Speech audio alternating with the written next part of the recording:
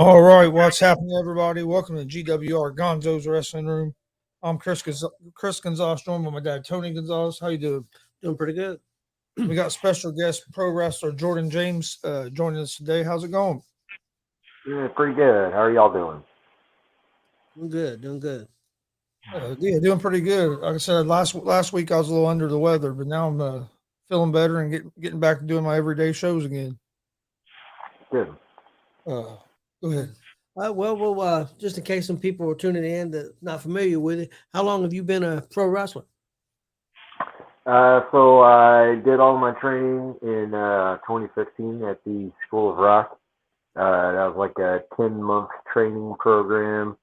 And then my first match was November 6th, 2016.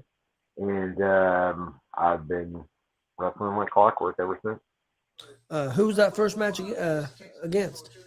So my very first match was in a triple threat match with Mance Warner and another person that was in my training class.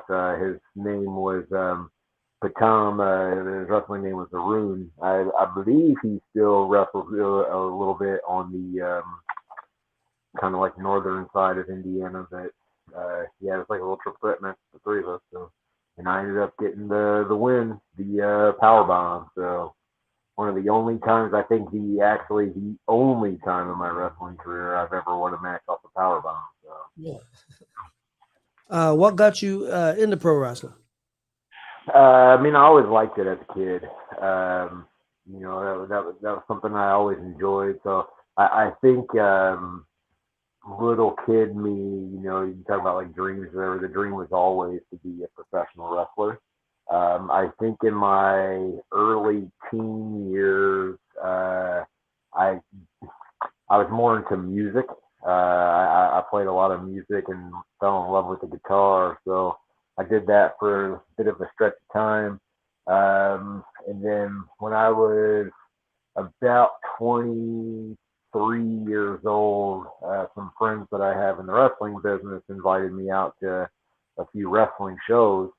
And I went to one and went to the next month show and the next month show and the next month show, and eventually I think sometime in when I was like 25, I reached out to Billy Rock, and I asked him about getting into the school. But at that point in time, it was already like February or whatever, and you said it's a year-long program, so you'll have to try out and then just do it next year. So, long story short, I did the tryouts and everything, and enrolled in the school and went from there. What was the tryout like? I mean, knowing that you don't really have no experience in wrestling, is it more just seeing your athleticism and like what you physically can do? Yeah, so it's definitely more just like, do you have the physicality to put your body through, uh, a wrestling program like that? So, I had to do push-ups, however many push-ups I could do in 2 minutes, and however many air squats I could do in 2 minutes, and then he had me do high knees in the corner, holding the top rope and just doing high knees for as long as I possibly could before I could, stop. Um, and then, just little bits like that. And then he had me take a back bump on the ring to see if I could take the back bump. But I mean, yeah, it's just to test my athleticism and see if I have like the ability to even, begin to even try training to be a pro wrestler. So, You said you were into music before wrestling. What kind of music did you play? so when I was like at the end of high school, I was playing in basically heavy metal bands, a couple different metal bands there. But I guess in my 20s, I played in a band that really had a unique sound. I would say it's probably, I mean, you'd probably classify it as a rock band, but we had saxophone and a trumpet and a cello and a drummer and an auxiliary drummer and a keyboard player and 3 different singers, and it just really evolved over time. But I think as people grew older, and the band grew older, people just kind of wanted to go off and do their own thing. And every single one of us had a different musical inspiration, and we had a different vision for the band. So just naturally, it wasn't going to last. And I think it was perfect timing for me, honestly, because I was already kind of switching my gear to wanting to be a professional wrestler versus the music industry. So I sold all my musical equipment and bought some tights and some boots and went on my way. Hardest thing for you to learn in the pro wrestling business?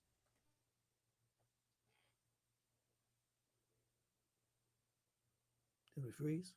I don't know. Can you still hear us?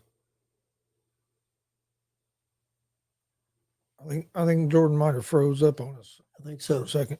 Yeah, Mike says nice shirt. I have my Jordan James shirt on, but then got Marcus Fine in here, Hammers in here. Is better? Can you hear There me? you go. Yeah, you froze up all of a sudden. Yeah, I don't know if you heard me. What I asked was the hardest thing that for you to learn in the pro wrestling business.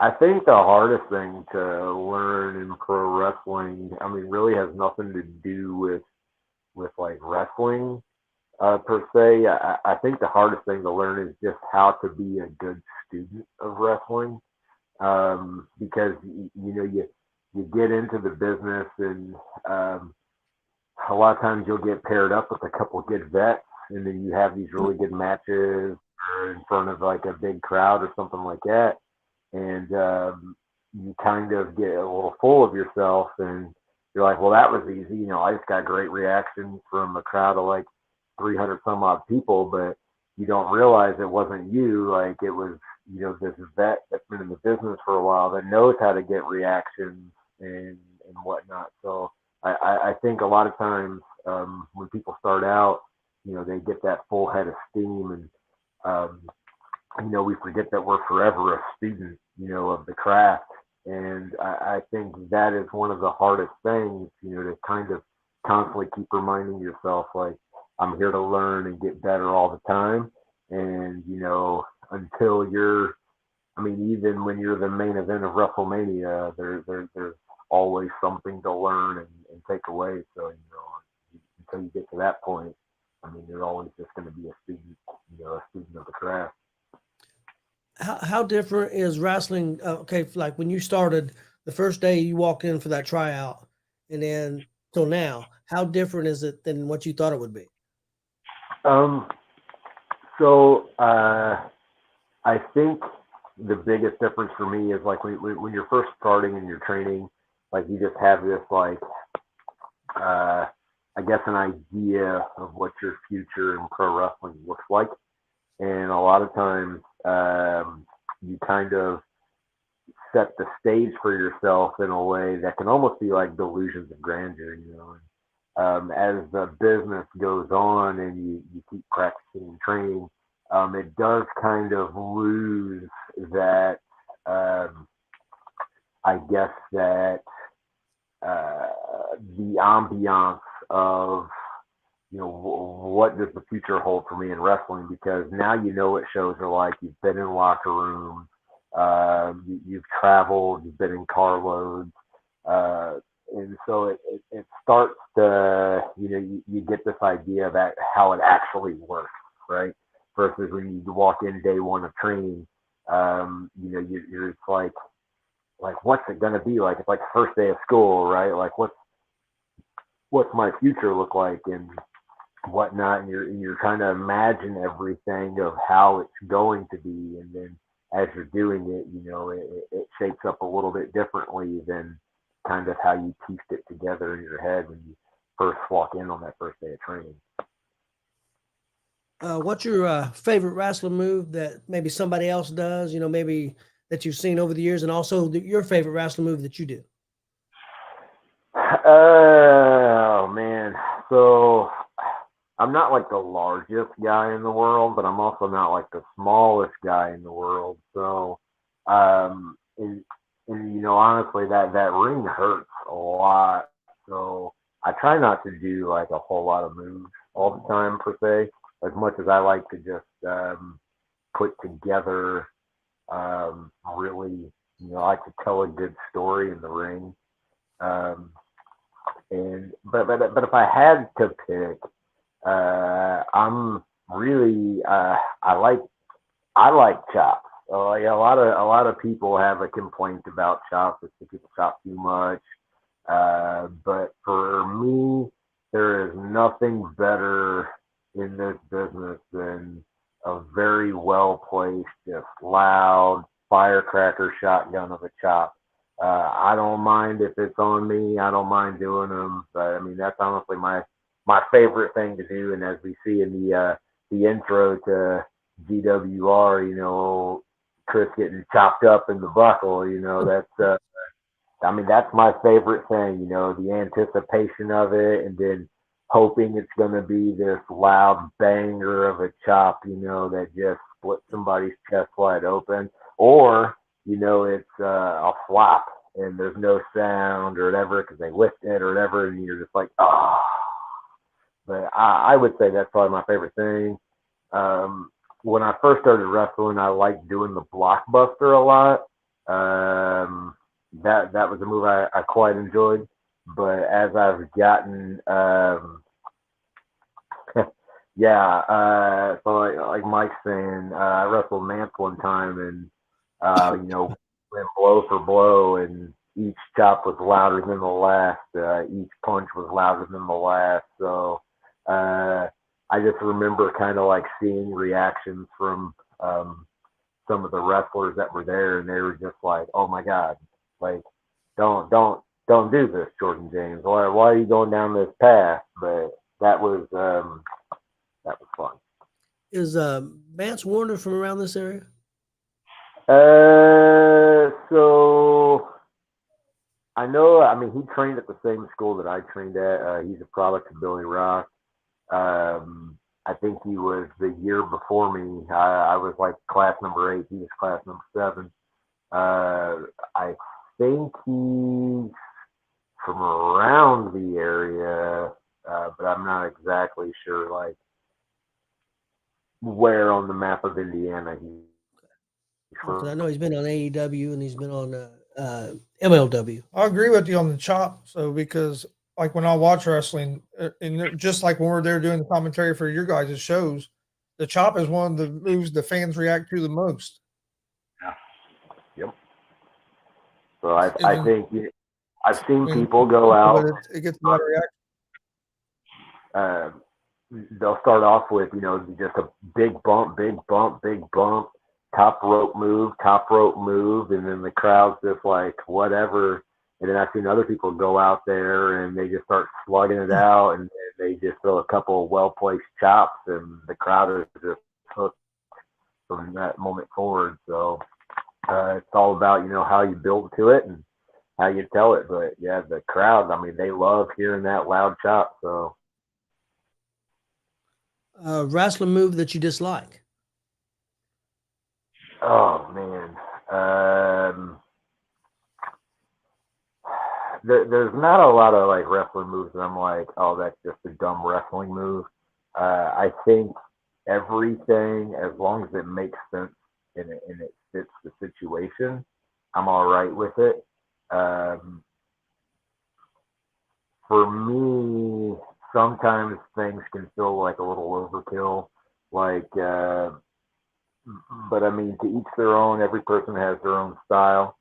Uh, but like I said, I don't really have any like hatred towards any particular wrestling move. Um, I'm up for anything. There are some moves that like I wish I could do. Like I can't really backflip, but I would love to do moonsaults and things like that. But that's just a mental block that I have. Like I'll do front flips all day long, but something about going backwards. So I guess I get a little jealous when I see people do like really beautiful, just suspended moonsaults in the air, and they're just kind of hanging there for a second. Where somebody does like the Rob Van Dam little split leg moonsault or whatever. A funny story about that is when I was in training, um, I practiced that move. I wanted to try to do that move, and I just kept bouncing off the top rope and bouncing off the top rope, just attempt after attempt after attempt after attempt. And I went home, and both the backs of my legs were just, my hamstrings were just purple and black from top to bottom from just bouncing off the rope after like 40 tries to get it right. So. What do you love about the wrestling business, and also what do you dislike about the wrestling business? Well, that's a pretty heavy question. So, one of the things I like about it is the opportunity, and then the self drive that comes with being in this business. Because we were in the locker room the other day, and one of the guys asked somebody else, like, because there's this person that gets booked everywhere. Logan Myers. He's up and coming, and he's getting booked at all these places in like Wisconsin, Illinois, and everywhere else, right? Another wrestler like asked him, "Who's your marketer? Like, who's getting you out there?" And he was just like, "I mean, me. Like, I'm getting myself out there. I reach out to if I see promotions online, I'll reach out to the promoter and ask him if I can come and try out or help out or whatever." And he's like, 9 times out of 10, nobody messages me back. I just get crickets. But for every 10 that I ask, one of them says, "Yeah, sure. Why don't you come on out and we'll see what you can do or whatever." So I appreciate that aspect of it. Like, you got to have that spirit and that determination to really put yourself out there and leave your comfort zone. I think that is something I've always enjoyed about myself. I mean, that kind of matches my personality. So that's something I definitely like. I also like, from I guess, a show perspective, I always like seeing different personalities on a wrestling card. That brings, every person that can bring their own flavor. There's only so many people that can go out there and just be like, I'm the greatest wrestler ever. But if everybody has their own spin on that or their own flavor, that makes a wrestling show so interesting. So, I like seeing the different characters and things of that nature on a wrestling show. Something that I dislike about wrestling, I mean, I don't want to get like super heavy into this, but it seems like there's um, people pick and choose like who they want to cancel in wrestling at times, and there's folks that will just immediately get just ran through the ringer the second anything is said about them. But then there's other folks that have, I guess, reputations in the industry. And when things are brought up about them, it's just like, well, there's no way that could be true, right? And it's just like, for me, it's like you do for one, you do for all. So if you're going to have that type of energy about certain groups of people, then you need to keep that energy level for everybody in every situation that would be brought up for anything like that. So I don't want to get super into detail, but from a politics perspective, it definitely seems like people in the business, whether it's fans or talent or whoever else, it's like they're very selective on blackballing talent. When it's like you could have person A accused of something and person B accused of something, and person A, right? throw them on the fire, and then person B, it's like nothing is there's absolutely no response to it whatsoever, other than people come out to defend them, and it's like, well, it's the same scenario, so what's the difference here? So um, that I don't like, but that's not just exclusive to wrestling. That's just everyday life in the world, right? So it is. I guess it is what it is. I think it's the culture we live in now. So unfortunately, I think it's the culture because you got people. That's all they worry. That's all they want to do is try to cancel somebody. They're just looking for something on people. Yep. So I don't know. It's gotten crazy. And you may have kind of answered this in a way because what you don't like, but one thing you would change about the business if you could. So I got my dog sitting right next to me. She's like the neediest pit bull in the world. So it's like I try to not pet her, and then she's digging my arm up and forcing me to pet her head. I think if I could, if I could change anything about wrestling,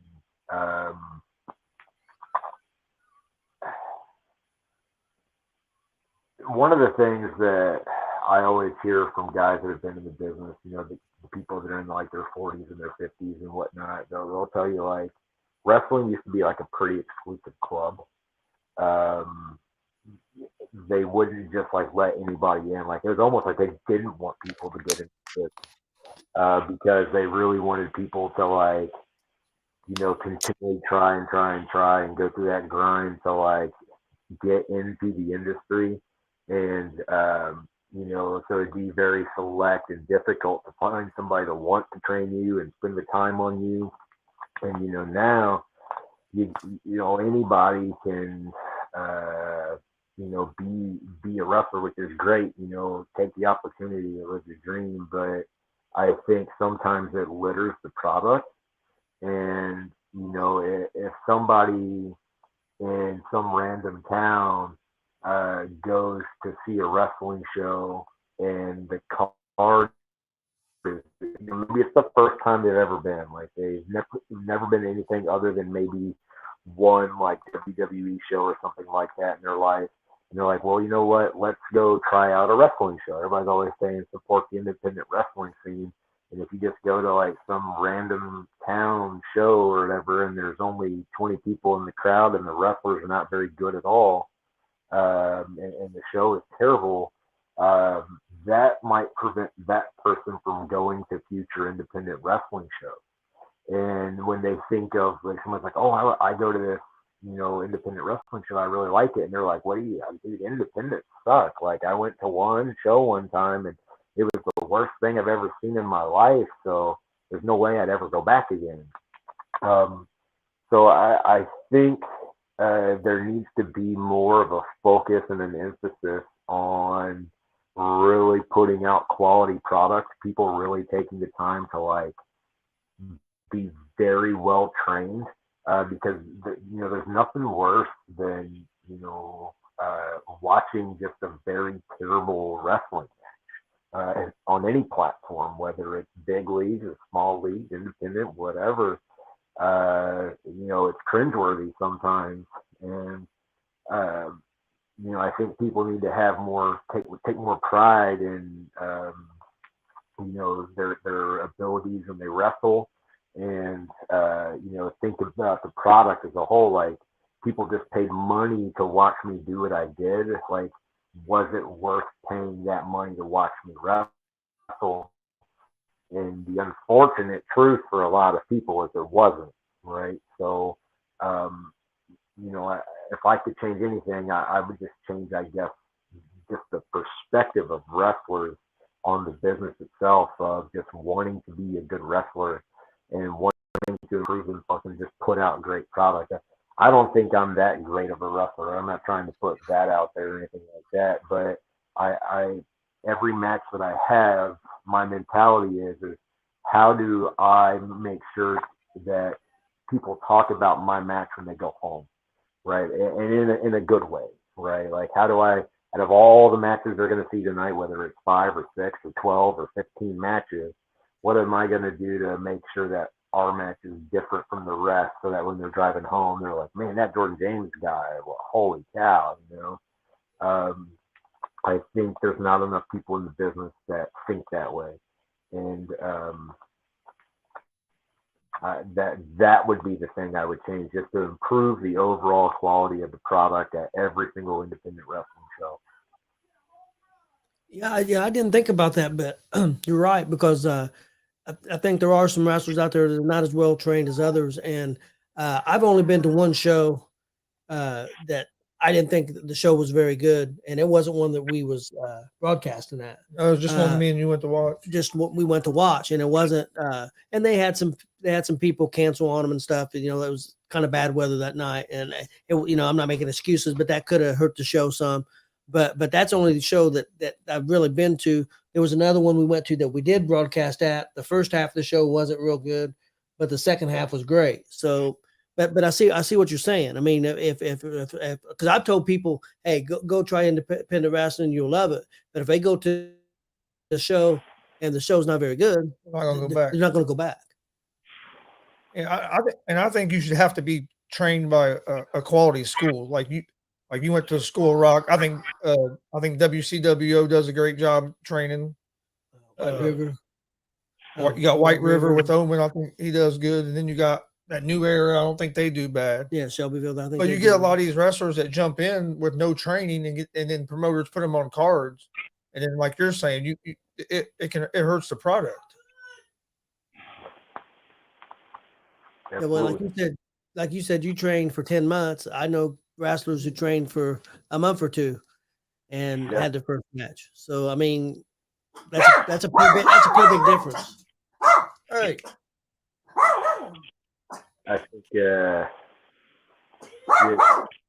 and that's the big piece too. Is sometimes you'll have a wrestler. I mean, you can buy tights online and buy boots online and get some decent promotional pictures, and then you can say, "Oh, I was trained by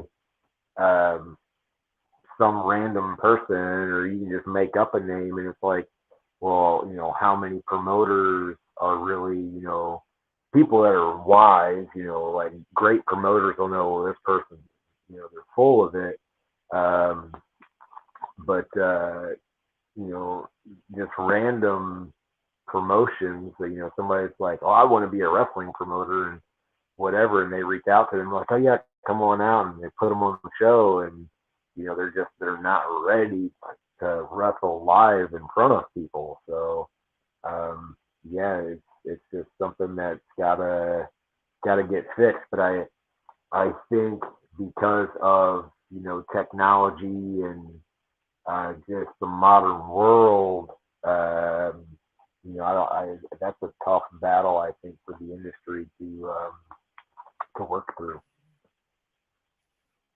Before I give you another question, I was going to shout out a question to Marcus, because Marcus, I know last year went to 69 shows throughout Indiana, Kentucky, Ohio, Illinois. I'm not sure if he went to Ohio, but I know he went to Illinois. Marcus, was there any shows that you consider bad that you went to? He went to 69 shows. That's a lot of shows in 1 year. And then my next question for you was any people that you would like to work with coming up in the next year or two that you haven't got to work with?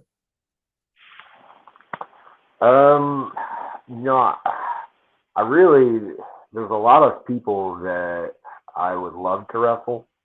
I don't want to really do a whole lot of name dropping, but I like to just wrestle people that I've never wrestled before. But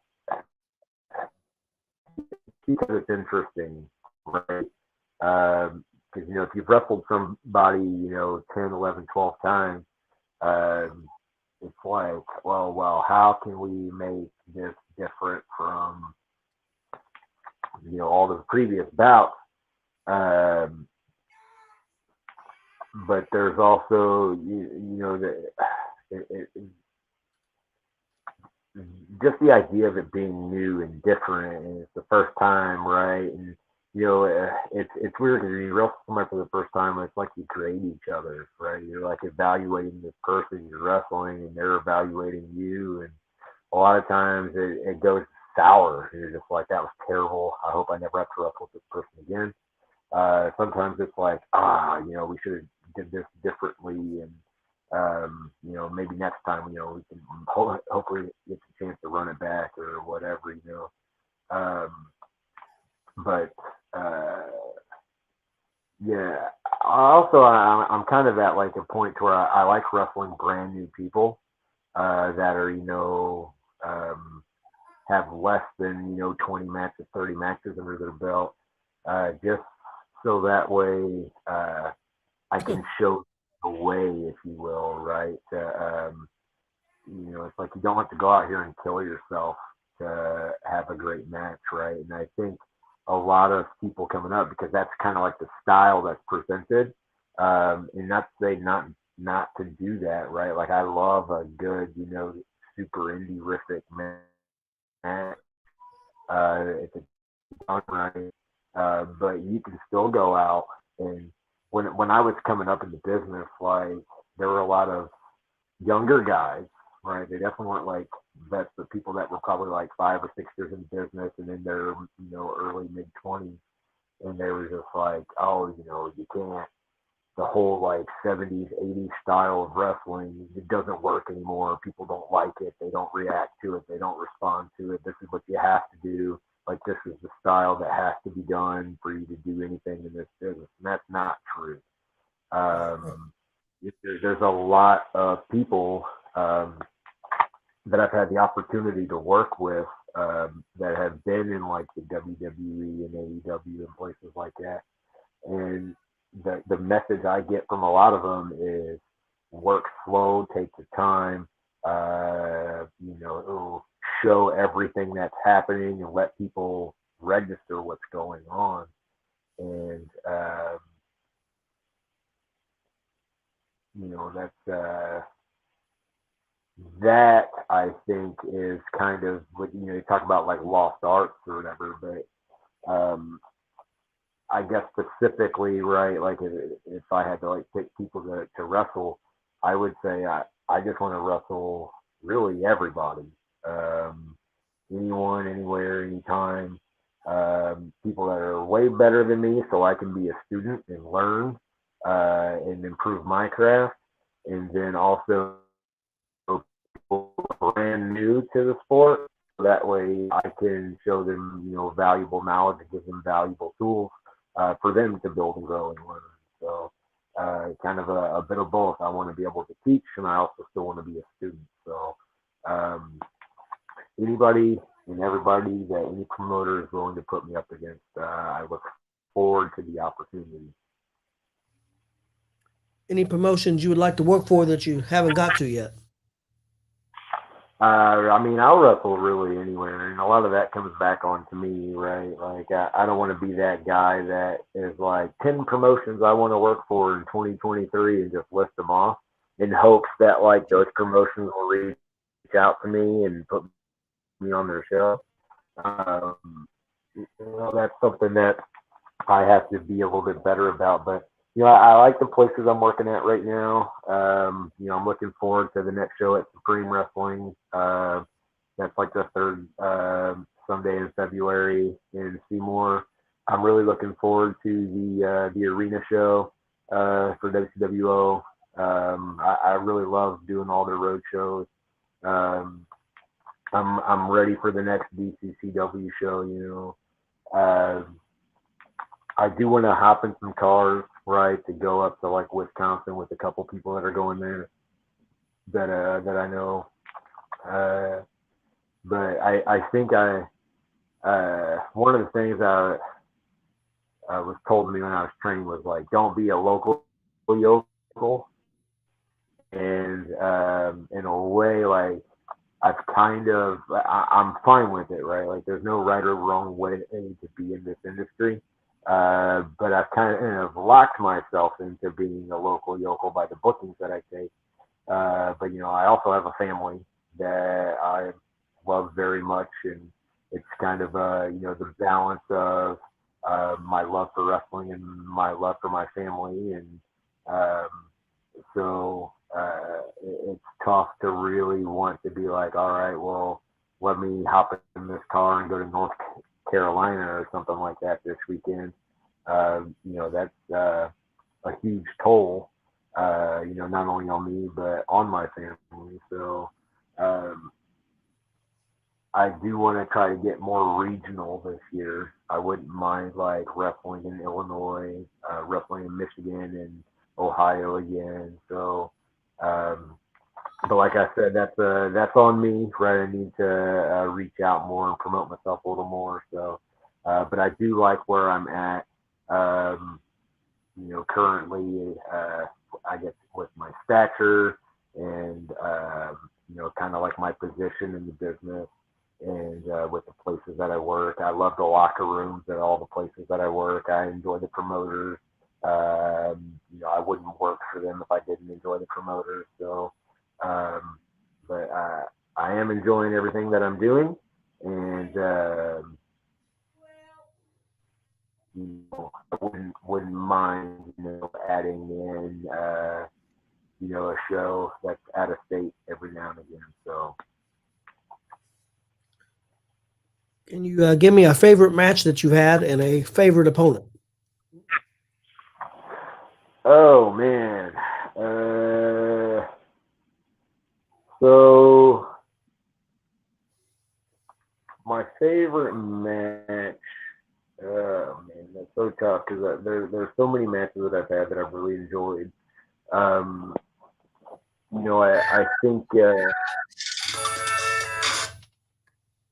the match that I had with Matt Porter and G.W.R was something that I enjoyed just because I felt like early on in my career I had a lot of matches with him, and he's a guy that just like everything clicks right away, like how to get over and whatnot. And, he taught that to me from the jump. So I always enjoyed wrestling him just because of, like I said, the whole student aspect of being in the business.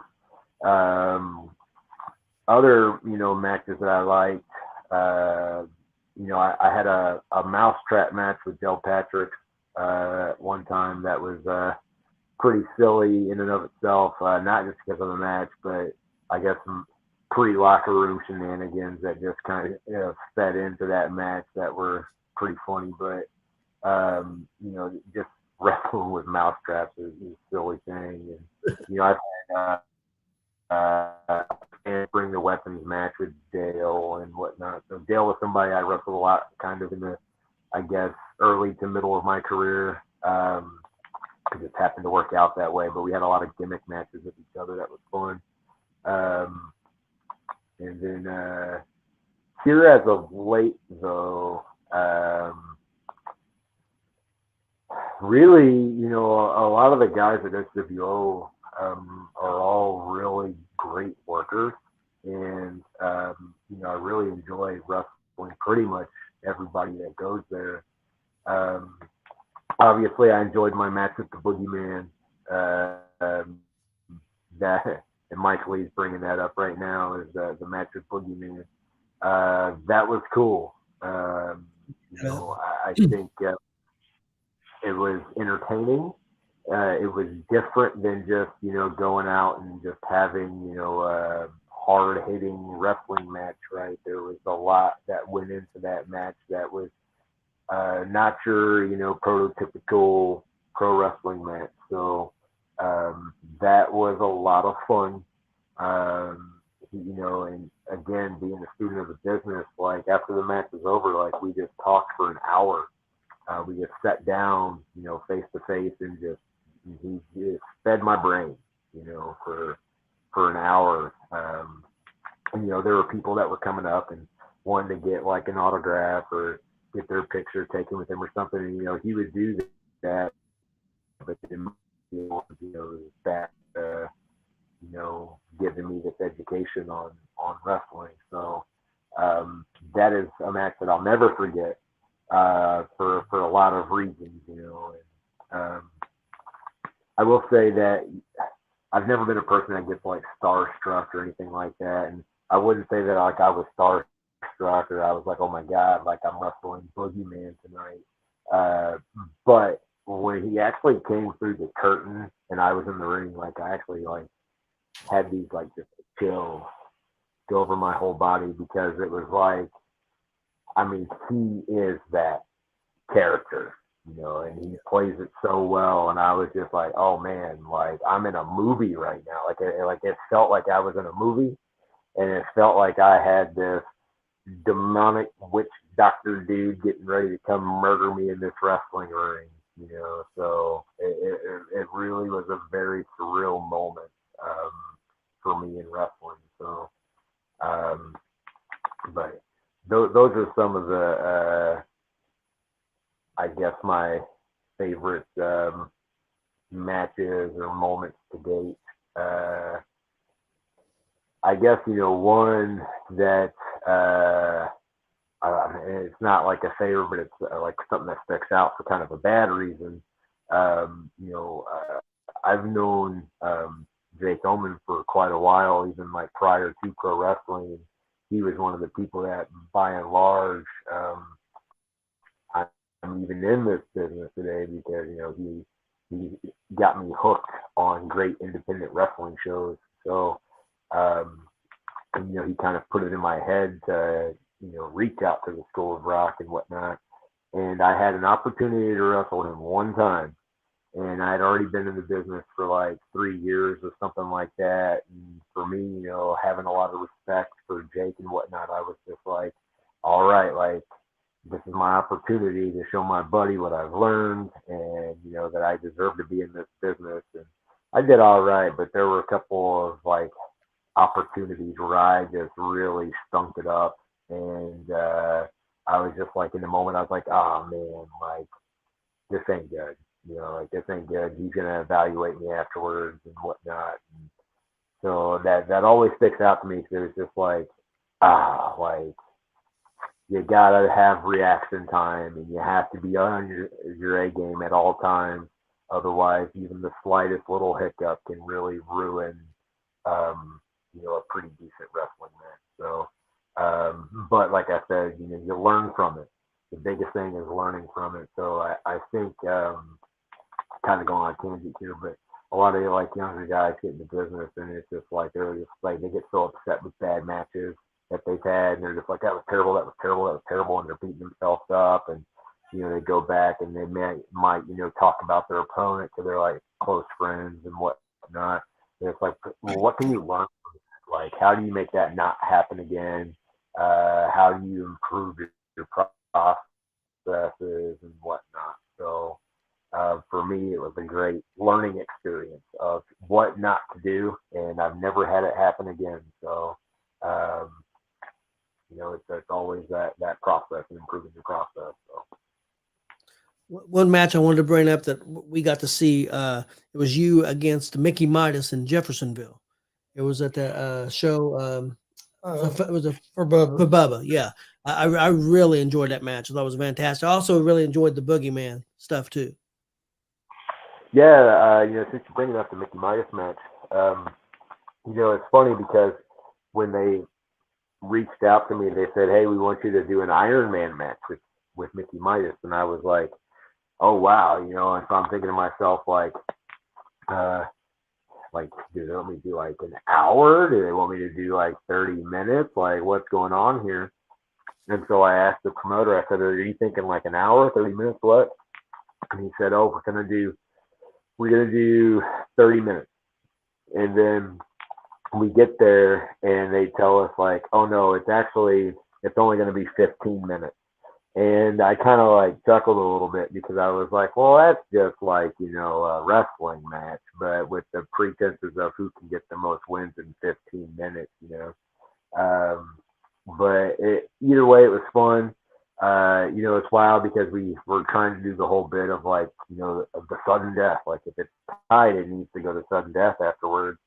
And they did like I'm up and you guys are tied. Like that's the match. And we were just like, come on, like sudden death. It's sudden death if we're tied. and then they restarted the match, and then we went through it that way. But just it was funny because you think Iron Man matches, you're preparing yourself mentally for, well, I'm about to have to wrestle for 30 straight minutes or 60 straight minutes, and then you get there and you're like, well, actually it's only a 15-minute Iron Man. But either way, I really loved it. I loved wrestling Mickey. I would wrestle him 8 days a week. So that was good. I'm Best glad you. decision, best decision you've made in your wrestling career, and the worst decision you've made in your wrestling career. I think the best decision I made was getting away from my red booty short tights that I first started on. I like the look that I have now, especially. I think it fits my personality a little more. I kind of like my tights kind of look like designer jeans in a way, I guess. But I do enjoy that. I think the worst decision I've ever made in wrestling.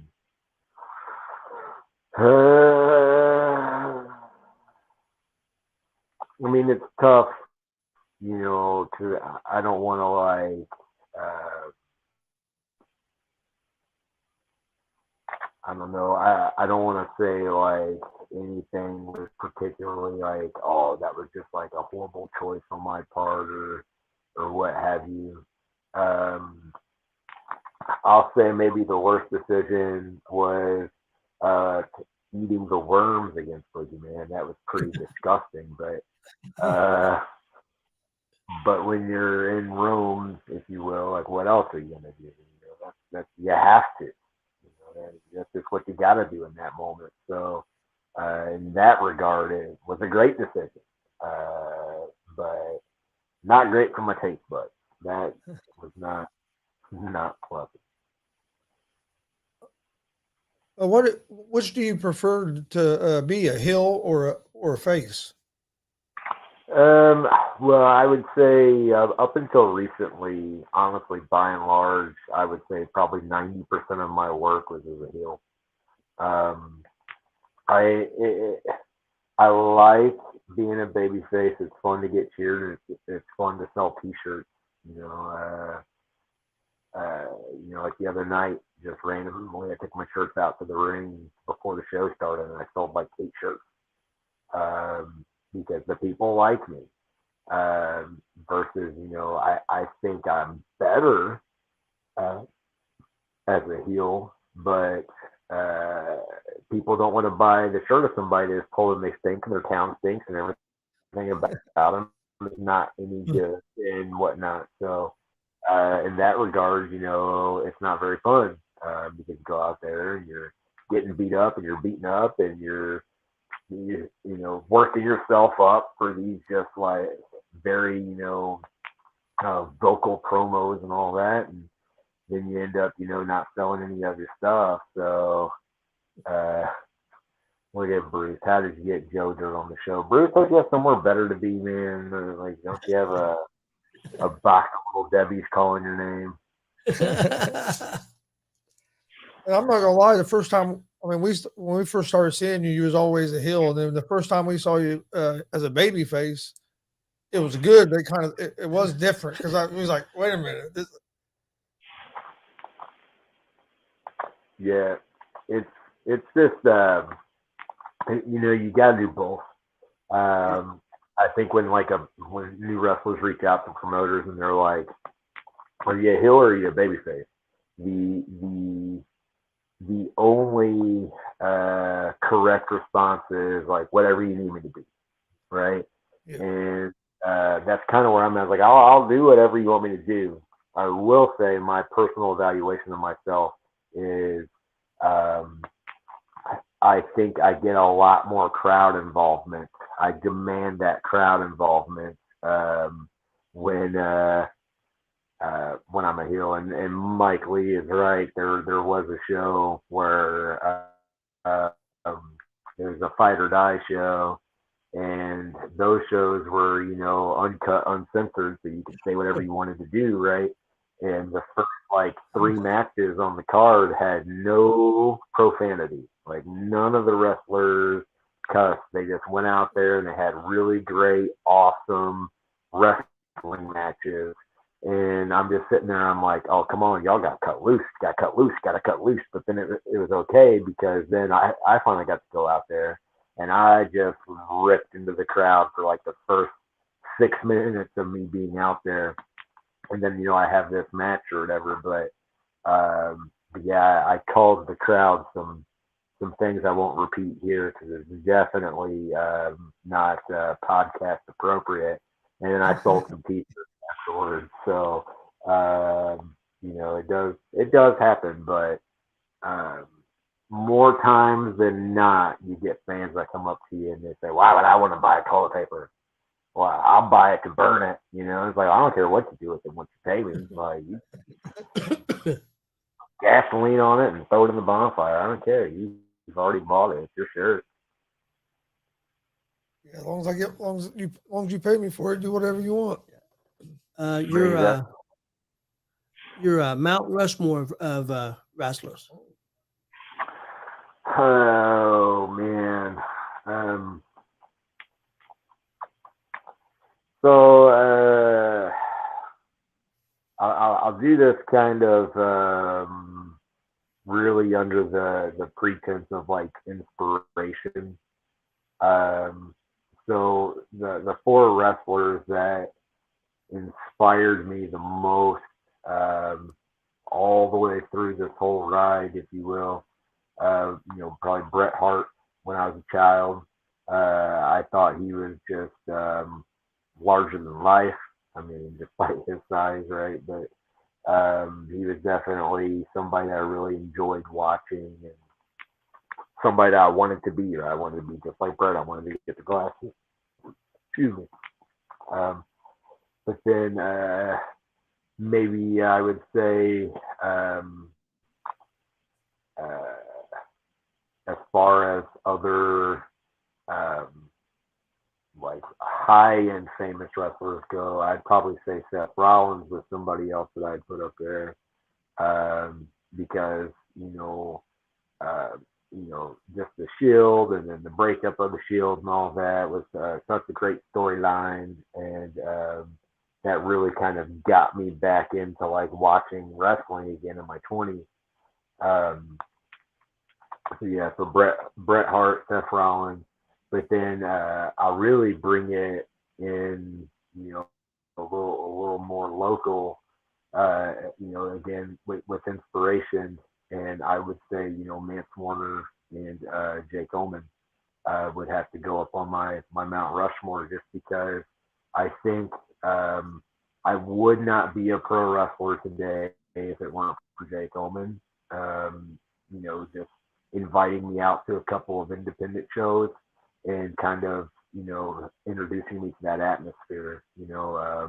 I went to a few Infinity Pro shows down in Bloomington, and just the environment and the cards is just such a inspiring thing to witness, and really made me go like, I want to do this. Like, it's something I always thought about doing as a kid. It's like, oh, it's a dream, I want to do this. But then actually going there and being a part of it, really made me want to pursue this, this passion. And then, with Mance, as I was first wrestling and whatnot, and I was on a lot of shows with him, I mean, I flat out thought his matches were the best on every card. I thought, just studying him and seeing, everything he did, it really inspired me. So I think, without those 4 guys ever having been in wrestling, I don't think you would have the same Jordan James that you have today.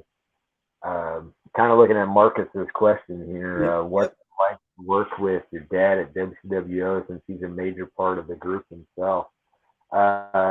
So to be 110% honest, my dad would come out to shows as a fan, and that was cool. And then when he first like started kind of getting involved, at first I was almost kind of like I didn't like it because I was like, this was like my thing, like this is what I'm doing. But then I started to really see like the sense of purpose that was giving my dad, and his level of happiness, and you have all these younger wrestlers now that like talk to my dad like he's their dad now, and I see how important it is to him, and whatnot. So it really started to grow on me, and it's his own thing. So there are times when my dad's pitching ideas to me that involve me, and I'm just like, I don't want to do that, Pete. Like how are you gonna make me do that? I wouldn't want to do that. So, but it's something that he has found a love for, and a lot of people don't know this about Big Pete, but I'll put it out there.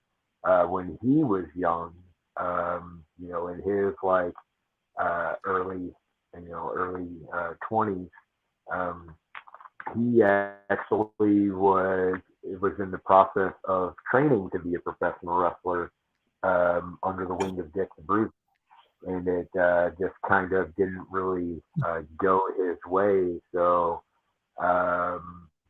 then here we are, fast forward some 30 odd years later, and he's found a way back into pro wrestling, albeit in a different role than a wrestler. That's cool. Toughest match you've been in?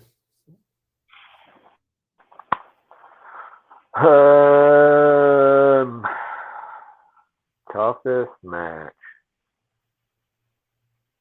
So I think the Iron Man match that I did with Blake Wright was tough, just in the sense of like, how am I going to keep the attention? Like, how do we keep the attention of these people for so long, especially for it to be a main event? They've already watched this long wrestling show. Now they have to watch this really long match. So that was tough. There was also, various street fight matches or whatever that just take a toll on you. But I will say I had a street fight with Juwan Thomas one time that just, it was brutal, and if I had to pick like the like I remember, just for the sake of like how much they hurt and how much it took out of me. There was one at IWA when I first started off, where they're doing the dive spots and everybody's jumping out of the ring, jumping out of the ring, jumping out of the ring, jumping out of the ring, and I was still kind of new, and I wasn't comfortable jumping out of the ring yet. But I was like, I'm fine, if somebody throws me out of the ring. And one of the guys, I'm gonna admit his name or whatever, but he went to like throw me out of the ring like Mike Awesome style and just like chuck me out of the ring. And he lacked the strength to do the move that he wanted to do. And by the time he got me to like the ropes, he just like spiked me straight down towards the ground. And they have a pretty tall ring at IWA, and I went straight down and just spiked my head straight on the concrete floor. So that was just like not for being like brand new in wrestling. I was like, oh man, like that could have like ended my wrestling career from the my 10th or 15th match or whatever it was. So there's that one. There was a triple threat match at GWO that had me and Jason Levi and Jackson Morgan. And Jackson Morgan gave Jason Levi a choke slam off of the entryway onto me that I was laying on a table. Jason Levi in all of his glory, just falling and landing right on top of me on the table, was a pretty painful thing. And then in that street fight with Juwan Thomas, from the second rope, he had me, kind of draped across his back, and then he jumped off the second rope with me to a table on the floor, and we both went through it. And between like the table breaking, but it's like my head got sandwiched between like the table and his body, and it was just like that big concussive blow. Those are three like pretty painful, bumps that like really stand out as like, oh man, that probably wasn't the best idea. But that's all right though, because the hardest I've ever hit somebody with a kendo stick was Juwan Thomas in that match. So I got it back. Easiest match you've been in? Of course, just everything went perfect. I mean, just everything went like you planned. Everything was great. Oh man, the Boogeyman. I obviously when you're wrestling a legend that understands the business and what gets over and all that stuff, and you just follow the playbook.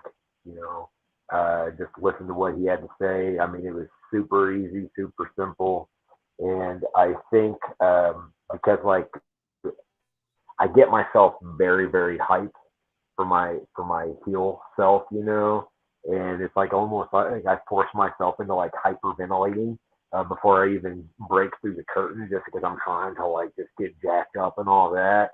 And I think the Boogeyman, I think he was getting worried that like, oh man, I've got this kid that's like super hyper and he's not gonna know what to do, and like I felt like he was kind of getting worried. But I definitely, I think, delivered. He had nothing but good criticism for me afterwards, and the only thing he told me to do was hit the weights, and that's what I've been doing. So hitting the weights and trying to increase this size a little bit.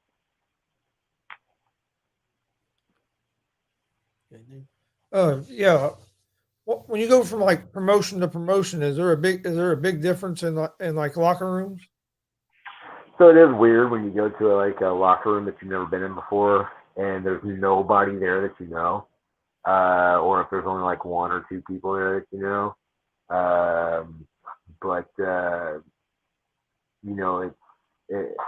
you get used to it, right? And then you're there one time, and you're there a second time, then you're there a third time, and then you get familiar with everybody, right? So then it kind of becomes like a new home. But yeah, there is definitely like a weird feeling sometimes when you get to the locker room and you don't know anybody in there, but that's part of the business, right? So that's all about networking and getting to know everybody and whatnot. So Style of match that you would like to do that you haven't done yet?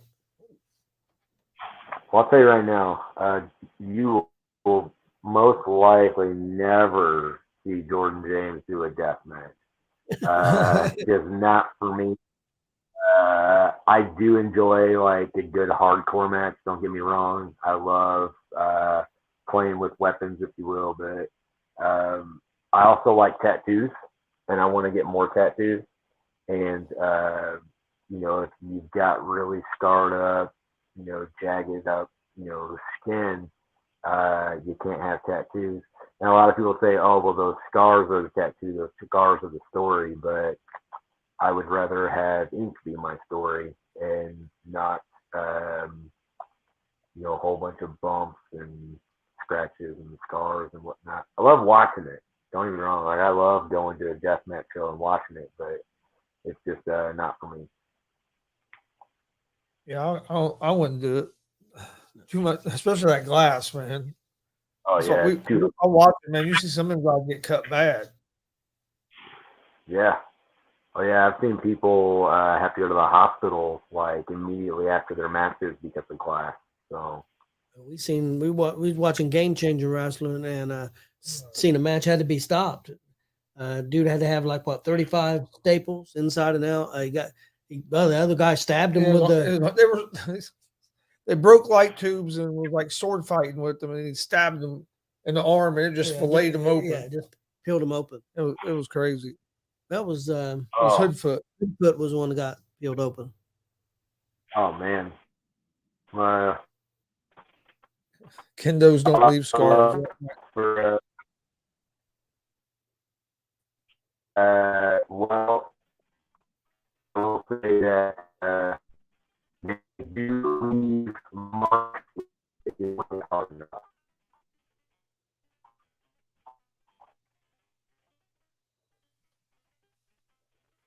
Having a little bit of connection issue. Hopefully he'll get back here. Yeah, so I split skin with it. So, I won't say he's wrong, but it all depends on the person with stick. Let me ask you about that because you use kendo sticks quite a bit. How is it taking kendo shots? Because I've seen Tommy Dreamer said that he would rather take a chair shot than a kendo stick.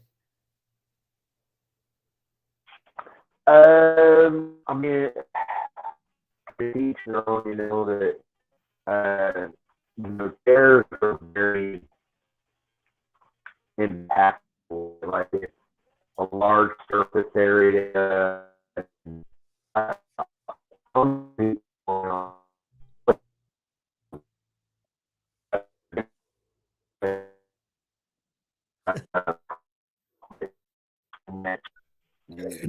like a tender stick. I'm splitting that thing. Whatever. It's not gonna be like, oh, I'm gonna kind of just like put it on your skin. Like no, like I'm very bound with your back right. And, for me,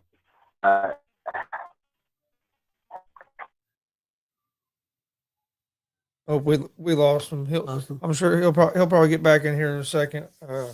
I think it's been a great show so far. Yeah, hopefully we can get. I didn't know get the connection. I wonder if Marcus knew about that Big Pete had started to train with Bruiser. Yeah, I didn't know that. No, I didn't know that either. I knew Big Pete loved wrestling because I had talked to him a couple of times, and he loved the old wrestling and AWA and stuff. Some of the stuff that I love. So yeah, and definitely. But I don't think he had told me that. I didn't know that he was going to try to train with him. I know a little drop out there. Yep. I don't think people got that about the kendo stick. If you wanted to repeat that, some of that. Yeah, you started breaking up. Yeah, that's when you started breaking up. A kendo stick is like the weapon version of a chop, honestly. If you want to think a steel chair is like a hard punch, a kendo stick would be like a really gnarly, nasty chop in comparison. Okay. Do you have anything else, Dan? I just had a couple of questions that I haven't really asked wrestlers before, but I thought about. Do you have any hobbies? I know you're busy. I don't know if you have any hobbies. No, not really. I like whining and dining. That's always a good time to just kind of go and enjoy some good food and some good drinks. But outside of that, I am a gamer. I play a lot of video games and whatnot. So really, I'll play anything. I don't really have like favorite games or favorite styles of games. If it's good and it's enjoyable and it keeps my attention, for me that's a good game. So, but outside of that, I'm just I'm a dad.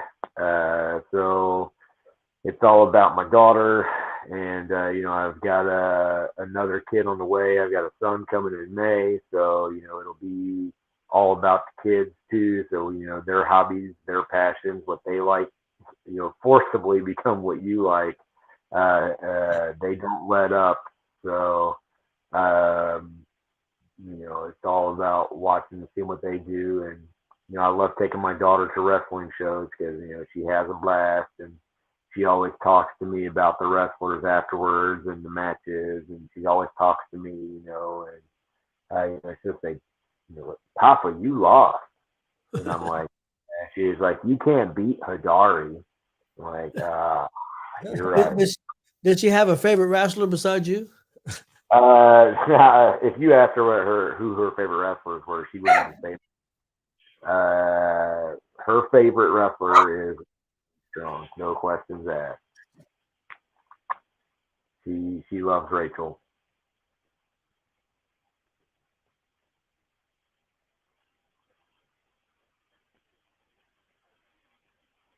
I don't know if I'm losing some sound here. Yeah, I think you guys are muted, maybe. Go ahead. Favorite kind of food? Favorite food? Oh man, my absolute favorite food is the simple one: spaghetti and either some sort of meat sauce or meatballs. But my girlfriend hates red sauce. So it's one of those things where it's like you talk about compromising in a relationship. I've by and large given up spaghetti just because she doesn't really like it, but it is what it is. But I would say probably Mexican food is my favorite food out there right now, and I will eat it all. It doesn't matter what it is. I will eat it. Yeah, you can't go wrong with Mexican Nope. food. Nope. No. Did you have anything that you wanted to plug or talk about before we get out of here? I got new T-shirts in. I got green and purple. The purples were a hit, so I need to get some more purple shirts made. Also, I've got some more tester colors that I'm gonna kind of bust out for everybody to see. Kind of, the whole thing is like I wear the shirt, and then people are like, "That's why I bought the green shirt because I had the green shirt," and everybody's like, "Man, I would really love a green shirt." So I got the green shirt, but I figured purple would sell, but I've almost sold out of all my purple shirts already. So look for more merchandise from Jordan James in the very near future. Going to restock the shirts. Probably going to get some wristbands made. Definitely going to get my sunglasses going again. I get a lot of requests for the sunglasses, so gonna re-up on all of my merchandise. I'll have those at all the shows that I'm at. Upcoming, I think my next show outside of WCWO, February 18th in Seymour, Indiana at Racing Mason. I'll be at Supreme Wrestling. And then April 11th, I think it is, WCWO will be down in Jeffersonville at the arena. So just a couple of big shows coming up that you don't want to miss, especially if you want to see Jordan James in action. And of course, you can see me almost every Friday night at 1151 South Kentucky Avenue, Indianapolis, Indiana. So that's really about it for me, unless you guys had any other questions. I'm good to go. All right. Appreciate you coming on with us. I really do, and welcome back anytime. I think you're a great talent. I think you should be on. I mean, if you wanted to be, I think you should be on every show every weekend. Anywhere. So, because I think you're that talented. Love watching your stuff. I appreciate that very much. Yeah, you've been one of our favorites since we started doing this. So, well, you see, I got my Jordan James shirt on now. I wear it all the time. So, but we appreciate you coming on. You're welcome anytime. Only thing I have before we get out of here is don't forget we'll be live tomorrow with another pro wrestler from Texas. T. Ray Watford will be on joining us tomorrow for an interview. So please come watch us or watch that. And then also hit that subscribe button on YouTube at GonzoSportsRoom. And follow on Facebook, Twitter, Instagram at GonzoSportsRoom.